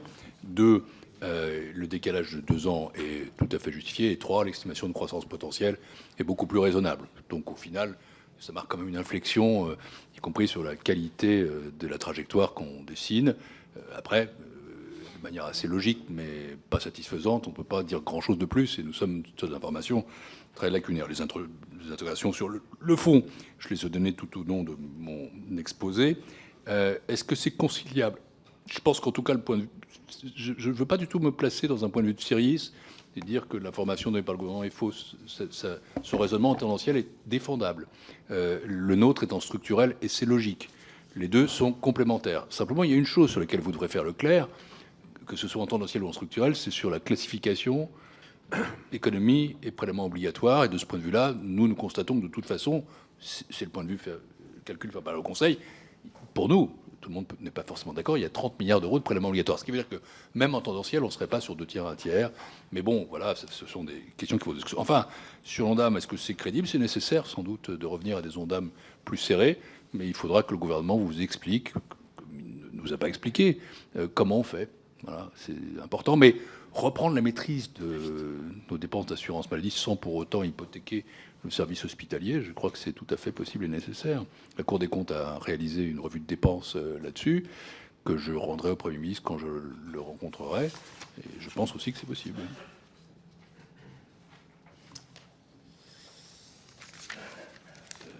Nous avons fait pendant très longtemps tout de même. C'est qui, vous deux ? Aurélien Lecoq, pardon. Merci, Monsieur le Président.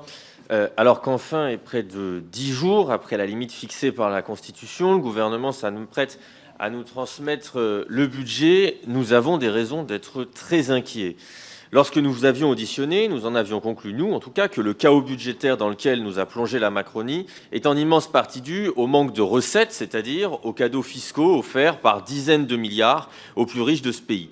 Pour rétablir la situation, la solution apparaissait donc comme évidente. Il faut que les ultra-riches partagent et donc il faut augmenter les recettes.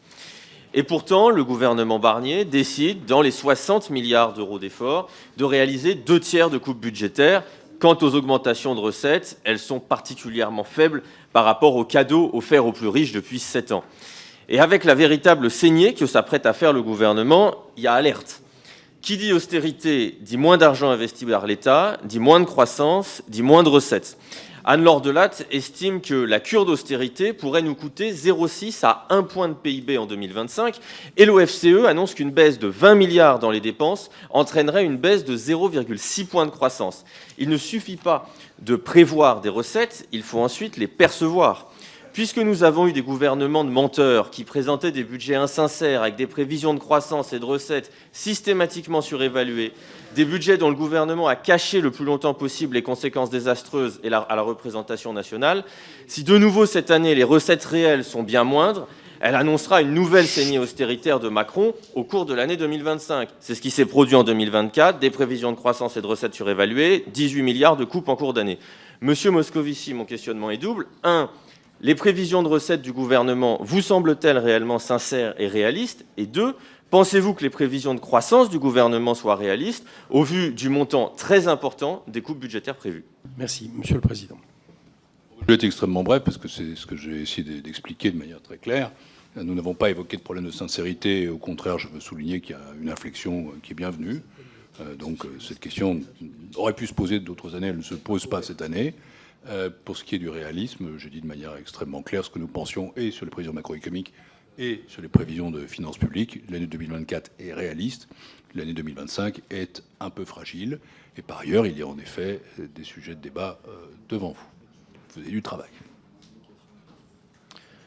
Mais je redis tout de même que bon, le partage fiscalité-économie est un sujet de débat. Merci. Jacques Auberty pour le groupe socialiste. Merci, Monsieur le Président. Monsieur le Président du Haut Conseil, permettez-nous d'être particulièrement surpris. Vous commencez votre avis en nous disant que, globalement, comme nous, vous n'avez pas reçu assez, voire pas d'informations à temps pour apprécier pleinement le budget 2025. Il convient que nous vous le disions. Nous, parlementaires, c'est par votre avis que nous apprenons à quel point nos finances sont encore pires que le pire déjà annoncé. L'autopsie de 2024 sera nécessaire. Juste avant l'été, nous subissions une baisse de notation. Mais le ministre de l'économie et des finances d'alors nous disait que ce n'était pas grave. Pas grave, un déficit 2024 à 6,1% quand il était prévu à 3,1%.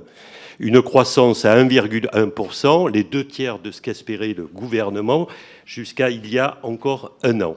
Quel échec économique. Et pour 2025, 5% de déficit prévu quand on nous promettait 3,5% et seulement 1% de croissance quand le gouvernement espérait 1,7%. Quel échec, je le redis. Le pire, c'est que le scénario annoncé promet un enfer pour nos concitoyens. Au moins 100 milliards d'économies à faire d'ici 3 ans, et sans doute bien plus quand on voit que la facture augmente chaque semaine. Ce qui, malgré tout, ne nous empêcherait pas de remonter à 115% de dette.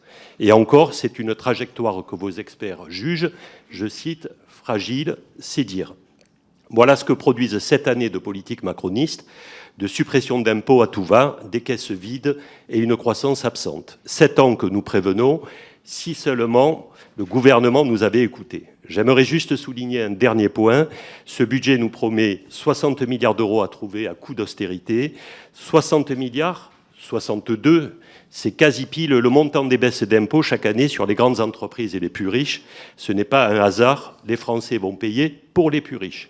Et pour atteindre ces 60 milliards, un effort magistral est demandé aux collectivités territoriales et leur regroupement. À cet égard, que pense le président du Haut Conseil des finances publiques de la recommandation de la Cour des comptes de supprimer 100 000 postes dans la fonction publique territoriale? Monsieur le Président. Je ne vais pas commenter votre discours général, mais le président du Conseil, par définition, ne pense rien de ce que pense le Premier président de la Cour des comptes. Simplement, si je change de casquette une seconde, je voudrais juste préciser une chose, c'est que la Cour des comptes n'a pas recommandé de supprimer 100 000 postes dans les collectivités locales, n'a même pas recommandé d'en supprimer un. Ce qu'elle a dit, c'est que sur 6 ans et d'ici à 2030, en ne remplaçant pas tous les départs en retraite, on pouvait effectivement avoir à la fin 100 000 emplois de moins. Je tiens à le dire quand même parce que, bon, on est parfois utilisé, déformé, c'est ennuyeux. Il m'est arrivé d'être élu local dans une autre vie, de connaître des élus locaux. Bon, je rappelle qu'il s'agissait je me suis entretenu d'ailleurs avec des responsables d'associations d'élus et même de directeurs généraux pour leur dire que non, contrairement à ce qu'on pouvait dire, il n'y a pas de gens auxquels on supprime les allocations et qu'on laisse sur le bord du chemin et que ce n'est pas quelque chose que nous proposons. Voilà ce que pense le président de la Cour des comptes. La droite républicaine. Véronique Louwagie. Merci beaucoup, Monsieur le Président. Merci, Monsieur le Président, pour toutes les informations que vous nous avez données. Quelques remarques avant mes questions. Une première, où je me félicite que le nouveau scénario qui est révisé à la baisse par rapport aux évaluations précédentes, quoique optimiste, je l'entends bien, vous le qualifiez de raisonnable. et que nous ne sommes pas dans une situation de surestimation, puisque vous avez vous-même employé ce mot. Vous jugez les hypothèses 2024 réalistes. J'entends tout de même que pour 2025, cela reste fragile. Je peux regretter que les informations qui vous a été fournies soient lacunaires, puisque ça ne vous permet pas de nous donner une analyse plus pertinente. Et je serai très attentive, puisque j'ai bien compris que le chemin était étroit et que tout écart en 2025 pourrait mettre en difficulté la piste d'atterrissage prévue pour 2029 à un déficit de moins de 3%. Une première question sur les dépenses que vous présentez avec une augmentation de 35,5 milliards sur un total de 2693 milliards. C'est pour nous, et vous le savez, du côté de la droite républicaine, nous sommes très attentifs aux dépenses et nous pensons qu'il faut réduire les dépenses pour arriver à une situation de déficit acceptable. Est-ce que vous pensez que nous aurions pu porter l'effort à un niveau supérieur au niveau dépenses? Est-ce que nous aurions pu aller au-delà, faire un effort de dépenses supplémentaires, parce que finalement, l'effort est de 12 milliards, c'est-à-dire qu'à défaut de cet effort, nous aurions eu une augmentation des dépenses de 47,5 milliards. Est-ce que nous aurions pu aller au-delà en termes de dépenses? Une deuxième question, sur 2024, comment avez-vous mesuré l'impact des gels qui étaient prévus, puisque nous avions initialement 16,5 milliards de crédits gelés qui s'ajoutaient aux 10 milliards de décrets d'annulation. Cependant, le ministre Thomas Cazenave nous avait indiqué que peut-être il n'y aurait que la moitié qui serait dégelée. Quelle a été votre analyse dans les chiffres 2024 que vous nous avez donnés? Et une dernière question, vous évoquez une hausse de la taxe CNRACL de 1,3 milliard qui sera à la charge des collectivités. Est-ce à dire que donc pour les collectivités, ce sera un impact de 5 milliards au travers l'effort demandé et 1,3 milliard en plus, auquel cas cela ferait 6,3 milliards. Est-ce bien cette analyse qu'il faut faire? Je vous remercie. Monsieur le Président. Le Haut Conseil, je veux rappeler ce que c'est. Le Haut Conseil, c'est une institution qui donne des avis, si possible, experts, sur une base, d'ailleurs à mon sens, un tout petit peu trop réduite. C'est-à-dire que nous prononçons sur le réalisme des prévisions macroéconomiques et sur les prévisions de recettes et de dépenses. Nous n'avons donc pas à dire si ça aurait dû être plus évalué. En revanche, c'est la raison pour laquelle nous donnons cette décomposition entre 0,4 et 1%. On constate qu'avec des prélèvements importants, l'effet structurel est faible, relativement. Ce qui veut dire que sur les années suivantes, parce qu'il va falloir prolonger cette trajectoire, on ne peut pas reproduire des efforts fiscaux de cette nature. Quand j'étais ministre des Finances, j'avais malheureusement augmenté très fortement les impôts une année. C'est ce qui était disponible tout de suite. L'année suivante, j'avais dit ras-le-bol fiscal parce que je considérais qu'une fois ça va, deux fois bonjour les dégâts. Donc pour cette année, je ne me prononce pas, mais pour les suivantes, je vous dis quand même que l'essentiel devrait être fait en économie.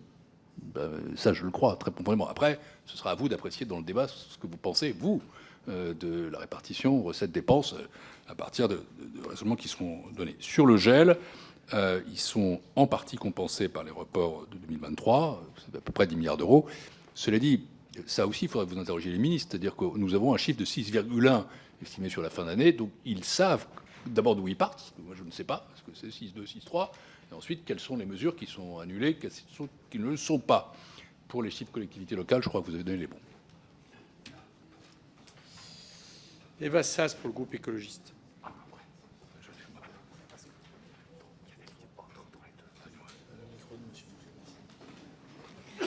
Merci, Monsieur le Président. Monsieur le Président du Haut Conseil pour les finances publiques, on ne pourra pas vous reprocher de ne pas avoir alerté. En effet, voilà plusieurs projets de loi de finances que vous prévenez qu'il n'est pas raisonnable, on aurait même pu dire irresponsable, de mettre en œuvre de nouvelles baisses d'impôts non financées. Et pourtant, loin de vous écouter, depuis 2018, les gouvernements successifs ont organisé un véritable désarmement fiscal de la France, 62 milliards d'euros en moins sur les recettes fiscales de l'État.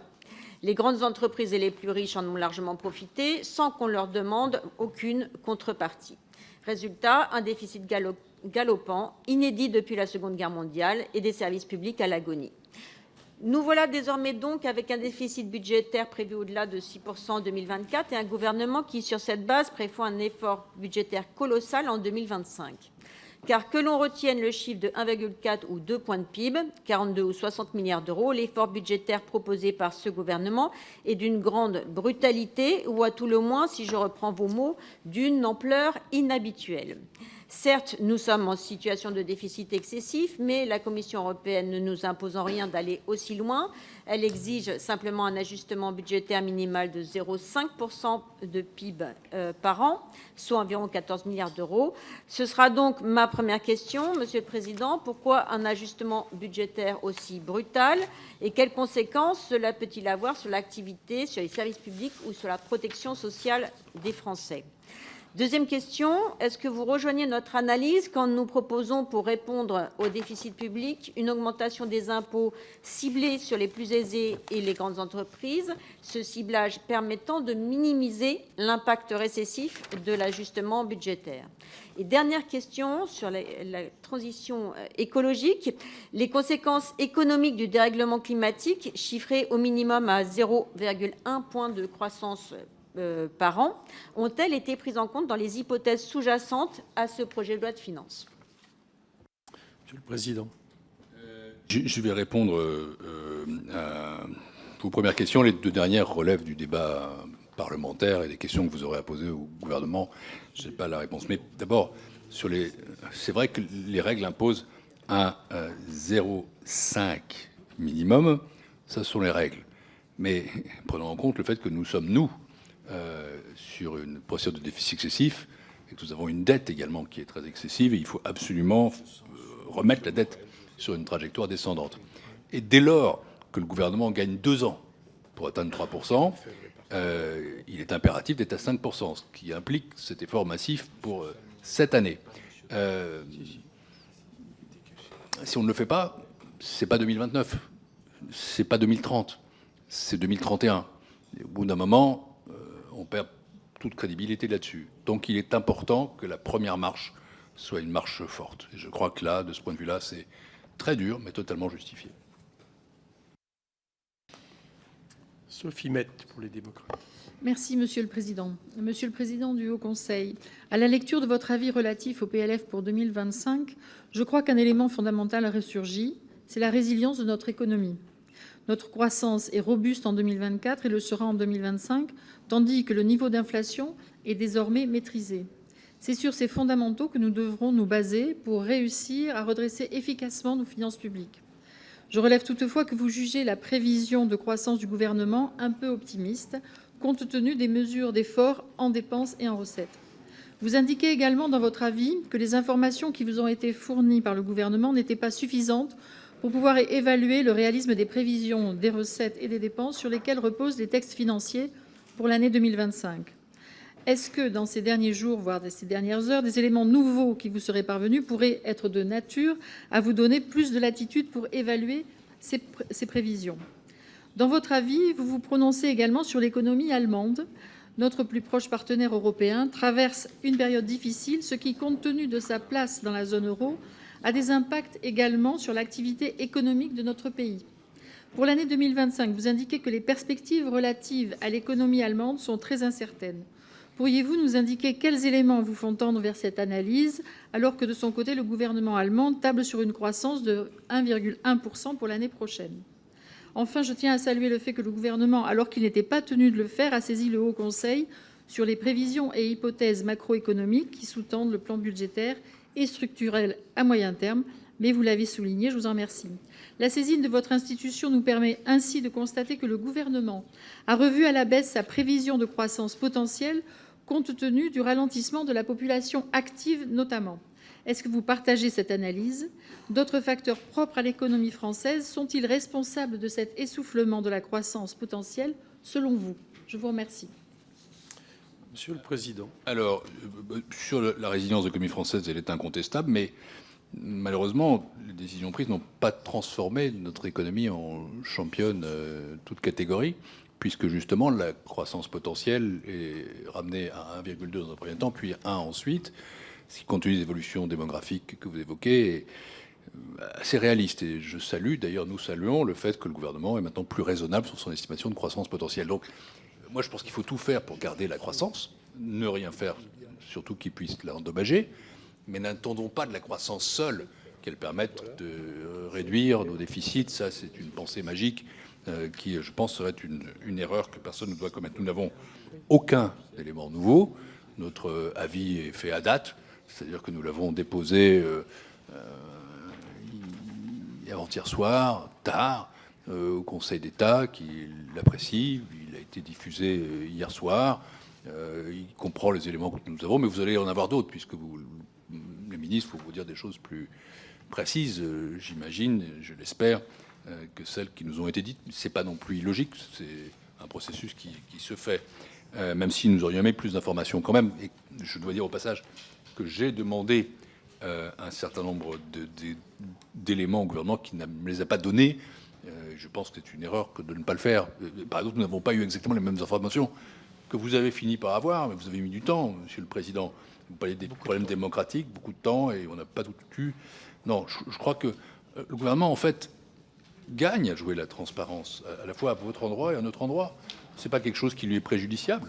Et donc, on a vraiment droit à cette information. Et je reviendrai à la charge systématiquement sur ce sujet. Enfin, pour ce qui est de l'économie allemande, elle tape tout de même sur une récession de 0,2 pour cette année. Donc ça veut dire qu'il y a un acquis de croissance qui est extrêmement faible. Et pour le coup, l'ensemble des hypothèses qu'ils mettent en avant est optimiste. Je rappelle que c'est la troisième année de suite qu'ils annoncent la reprise, d'où, quand même, de notre part, de la prudence. Oui. Et nous devons tous l'avoir. Y compris le problème de quand nous sommes informés par la presse. Oui, tout à fait. Non, mais j'ai écrit au ministre, j'ai reçu une réponse que je n'ai pas trouvée satisfaisante du tout. Je le lui ai dit, il en est convenu. Et j'ai bon espoir que ça ne se reproduise pas. Qu'une institution comme le Parlement, et même comme le Haut Conseil, qui n'est pas de même nature, mais enfin qui est comme une institution, vous êtes prévu dans la Constitution, nous sommes inscrits dans la loi organique, ne reçoivent pas des informations qui sont contenues dans la presse au fur et à mesure. Enfin, on apprend souvent plus dans la presse, dans certains journaux, que je n'ai pas besoin de vous citer, que par le gouvernement. C'est pas normal. C'est pas normal du tout. Voilà.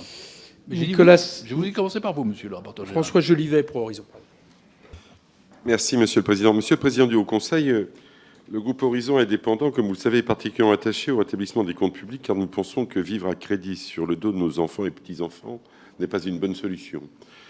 Alors, vos deux avis donnent un peu le vertige. Je me les approprie et le groupe se les approprie.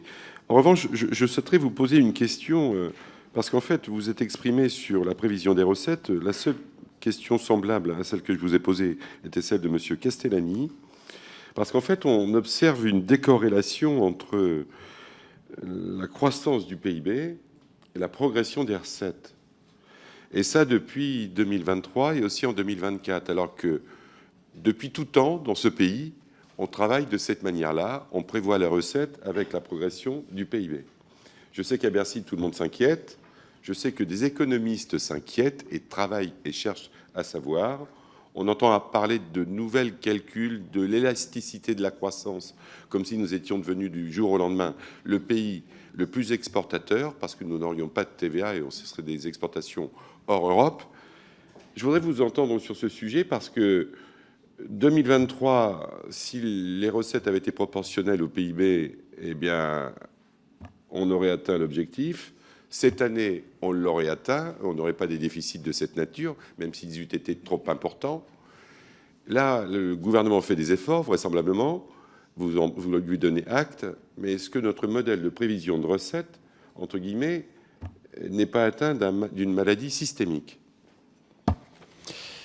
Monsieur le député, d'abord, nos avis ne visent pas du tout à donner le vertige.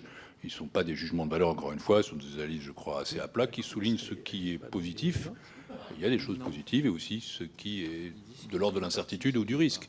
À vous de faire le partage. Et si nous faisons ça, c'est parce que, nous l'avons redit, nous pensons que dans une situation comme celle que nous connaissons, des hypothèses prudentes sont toujours de meilleure aloi parce qu'elles évitent justement de se retrouver dans la situation dans laquelle nous nous sommes trouvés ces dernières années, à constater ex post des évolutions très négatives. Et encore une fois, je pense que c'est ça le pire, en fait. C'est-à-dire d'avoir un pays qui donne l'impression de ne jamais être sûr de ses chiffres. Pour ce qui est des élasticités, je ne sais pas si cette commission se transformera en commission d'enquête ou pas, mais j'ai évoqué tout à l'heure l'autopsie 2024. Je pense qu'il faut vraiment quand même comprendre de manière précise ce qui s'est produit. Il y a plusieurs facteurs. Il y a des prévisions qui ont sans doute été optimistes. Il y a des dépenses qui n'ont pas arrêté de croître. Et il y a des recettes qui ont été évaluées de manière, pour le coup, totalement irréaliste. C'est ce fameux problème des élasticités. Alors nous avons des raisons de penser. C'est un débat que nous pouvons avoir entre économistes, que ce sera mieux l'année prochaine. Mais est-ce que mieux, c'est bien? Je crois qu'il faut vraiment comprendre ce qui s'est passé. On voit bien quels sont les mécanismes à l'œuvre, mais on n'est pas tout à fait capable d'en estimer ni la pondération, ni l'impact. Et donc, à partir de ce moment-là, nous ne savons pas exactement ce qui peut se reproduire, et ce qui est de l'ordre du one-off ou du two-off, puisque ça fait quand même la deuxième année que ça se produit. C'est très important de le savoir. Très important de le savoir. Mais nous n'avons pas, nous ne sommes pas penchés sur la question, et nous n'avons pas les éléments, d'ailleurs. Alors, je le disais tout à l'heure en introduction, la Cour reviendra devant vous. Pour le coup, la Cour, pas le HCFP.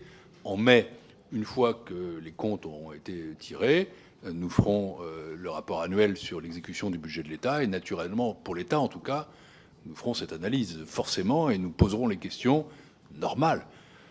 Mais peut-être n'est-il pas utile d'attendre jusqu'au mai. Ou peut-être serait-il utile de ne pas attendre jusqu'au mai plutôt. Mais je compte bien que ma commission suive ma recommandation et qu'après la présidente de l'Assemblée la suive également. Nicolas Sansu pour le groupe GDR.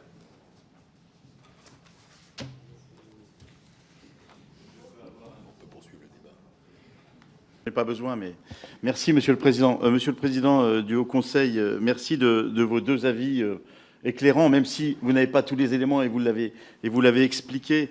Je ne reviendrai pas sur ce qu'ont dit mes collègues des quatre groupes du Nouveau Front Populaire sur la question du désarmement fiscal organisé, qui a été un choix à partir de 2017 et qui a conduit aussi à cette situation.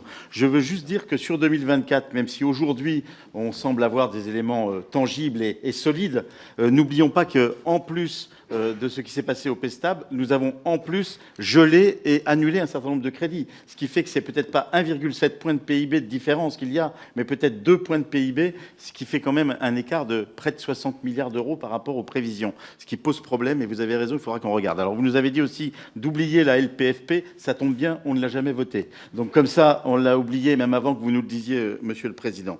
Juste 5 petites remarques. D'abord, quels seraient, à votre avis, les effets récessifs d'une baisse des dépenses publiques trop importante? Alors, parce que ça en a, et on le sait. Le deuxième point, pensez-vous qu'un ONDAM à 2,8 est atteignable eu égard au vieillissement de notre population et aux attentes des Français en matière de santé et d'accès aux soins? Le troisième point, sur le budget de l'État, il y a un certain nombre de recettes qui sont attendues, et je pense notamment à la surtaxe IS sur les très grandes entreprises. Pensez-vous que 8 milliards sont atteignables dans le cadre qui est fixé par l'article 11 du projet de loi de finances? Le quatrième point, pour les collectivités locales, la baisse du FCTVA, la diminution du fonds vert, n'auront-elles pas une grosse incidence sur l'investissement public local et l'investissement public en général? Et enfin, dernier point, ne pensez-vous pas qu'il y a un problème avec une société qui devient de plus en plus une société de rentiers et d'héritiers, et que là, c'est aussi quelque chose d'important pour faire un vrai budget qui soit juste et fiscalement tenable? Monsieur le Président. Pardon de vous avoir coupé le micro, mais vous avez un tel organe, monsieur le député Sansu, que, en effet, vous n'en auriez pas eu besoin. Pour le reste, il y a des questions auxquelles j'ai en fait déjà répondu, je crois, sur l'effet récessif. J'ai répondu en gros sur ce que pouvait être le multiplicateur retenu. Et, donc, voilà, sur l'ONDAM, c'est sans doute atteignable, oui, mais il revient que vous posiez au gouvernement la question de comment on fait. Nous ne pensons pas que c'est hors d'atteinte, mais il faut voir quels sont les impacts que ça a. Sur la question que vous posiez, c'était... La troisième, c'était sur... Pardon, je me relis mal. Oui, j'ai estimé que c'était à peu près crédible, tout à l'heure, aussi atteignable. Sur le FCTVA et sur les mesures collectivités locales, donc sur les surgrandes entreprises, oui, c'est crédible, les 8 milliards. La CNRACL, c'est aussi crédible. J'avais répondu à cette question à Madame Louwagie. Après, l'impact sur l'investissement doit être évalué. Ça aussi fait partie des questions que vous devez poser au gouvernement. Enfin, sur les sociétés d'héritiers, etc.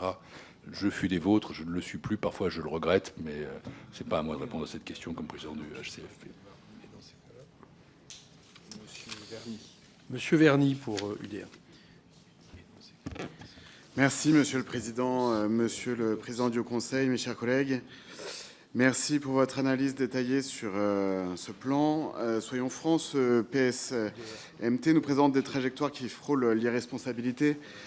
On repousse encore et encore l'heure de vérité. En 2027, le déficit public devrait encore avoisiner les 4% et la dette publique exploserait à 116,5% du PIB.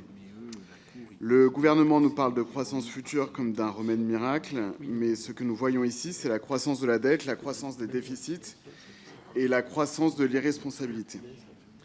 La lecture de votre avis nous révèle au moins une certitude, c'est que les taux d'intérêt vont alourdir la charge de la dette jusqu'à 3,5% du PIB en 2031, soit au-delà finalement des 3% exigés pour l'ensemble du déficit, et encore si la situation ne se détériore pas davantage.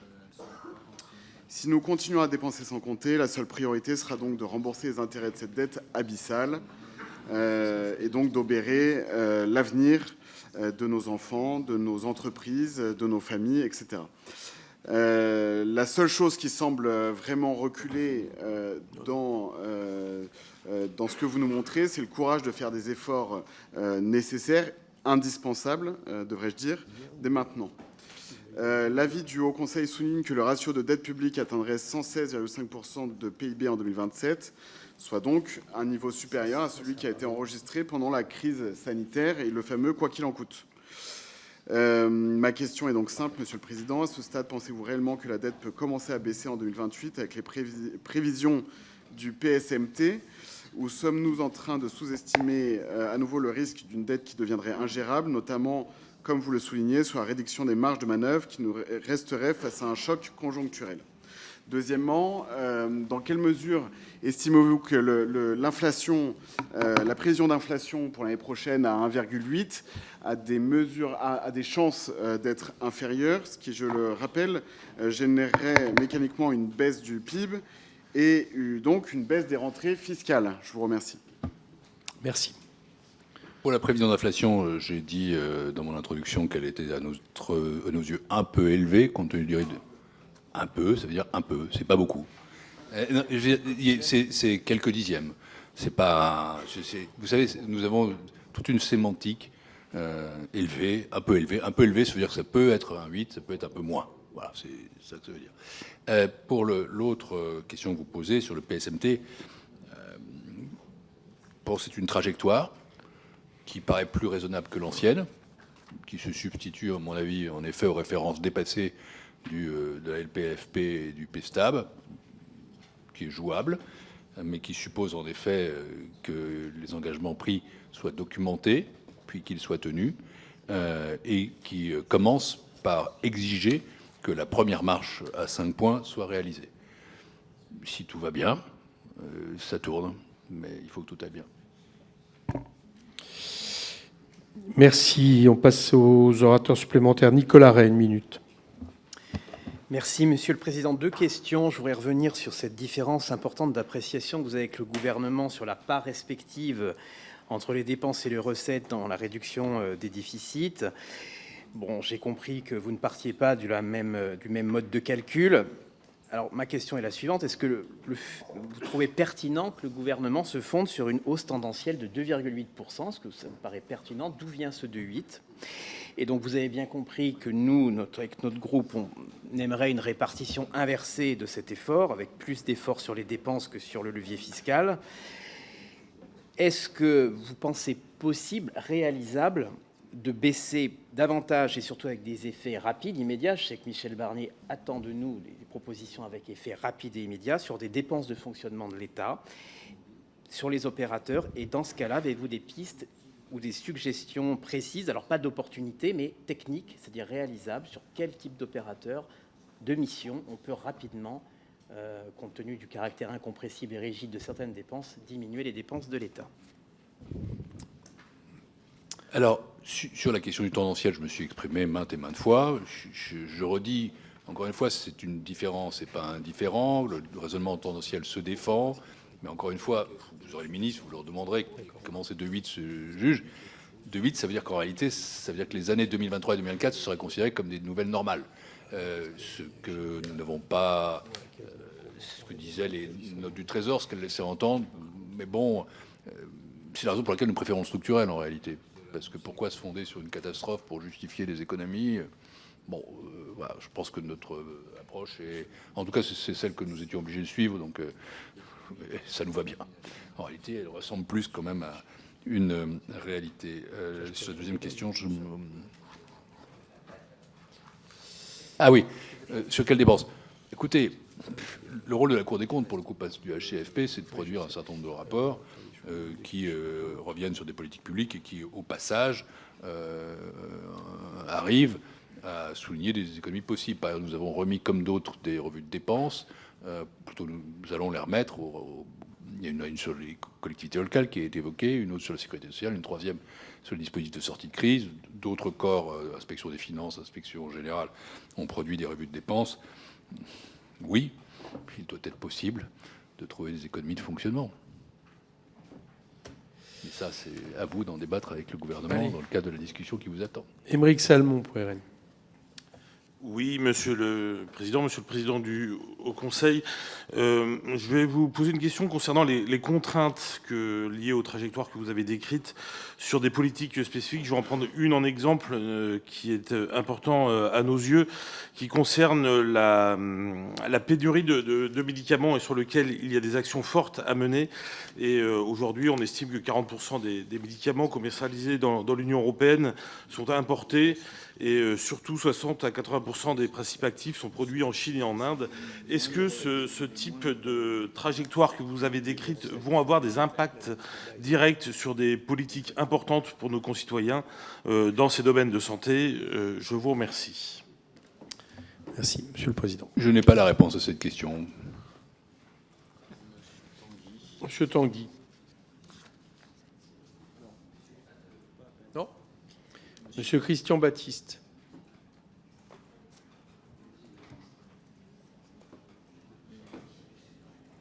Je cherche.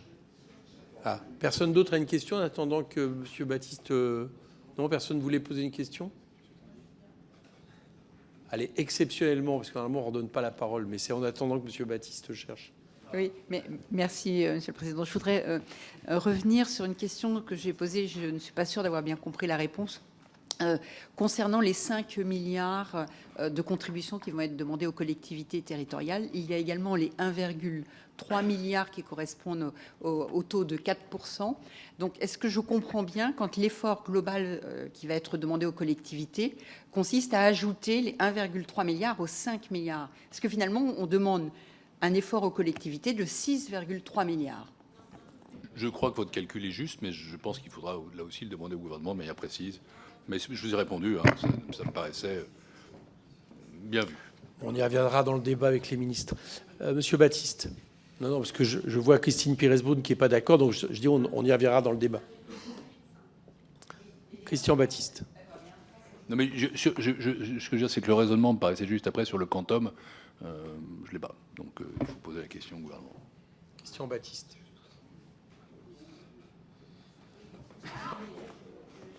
Oui, Monsieur le Président, excusez-moi. Dans le cadre de l'avis présentement discuté, le Haut Conseil des finances publiques révèle une situation alarmante.